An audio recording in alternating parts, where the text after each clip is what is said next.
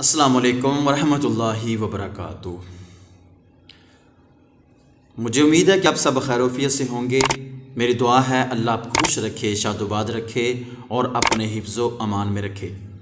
ناظرین، اللہ تبارک و تعالی کا ہمارے اوپر بہت بڑا احسان کہ ہمیں اشرف المخلوقات میں سے بنایا اور مسلمان بنایا، اور سب سے بڑی بات یہ کہ اللہ تبارک و تعالی نے ہمیں اپنے حبیب علیہ الصلوۃ والسلام کا امتی بنایا۔ ناظرین، آج جس موضوع پر میں گفتگو کرنا چاہتا ہوں وہ یہ ہے کہ عذاب قبر سے نجات حاصل کرنے کے لیے ہمیں کیا کرنا چاہیے۔ ہر انسان نے موت کا ذائقہ، ہر جاندار نے، ہر نفس نے موت کا ذائقہ چکھنا ہے، تو اس حوالے سے ہمیں کیا کرنا چاہیے؟ عذاب قبر سے نجات حاصل کرنے کے لیے ہمیں کیا کرنا چاہیے؟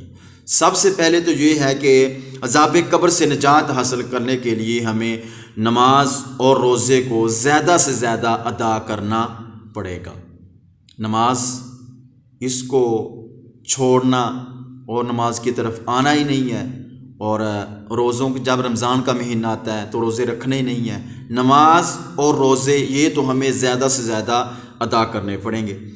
تیسرے نمبر پر جو عمل ہے وہ یہ ہے کہ تیسرا کلمہ کثرت کے ساتھ پڑھیں۔ تیسرا کلمہ کثرت کے ساتھ پڑھیں تو اللہ تبارک و تعالیٰ کے فضل و کرم سے ہم سب کو عذاب قبر سے نجات مل جائے گی۔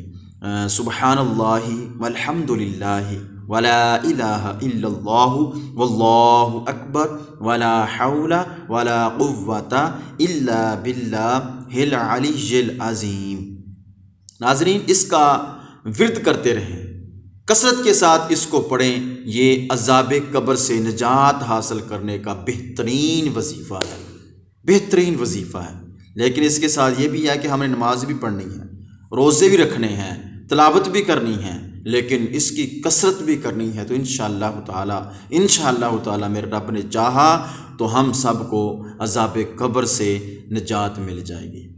ناظرین، اگر میری ویڈیو اچھی لگی ہو تو جاتے جاتے لائک کر دیں، اچھا سا ایک کمنٹ دے دیں، اور اگر ہمارے چینل کو سبسکرائب نہیں کیا تو اس چینل کو سبسکرائب کر دیں۔ والسلام ورحمۃ اللہ وبرکاتہ۔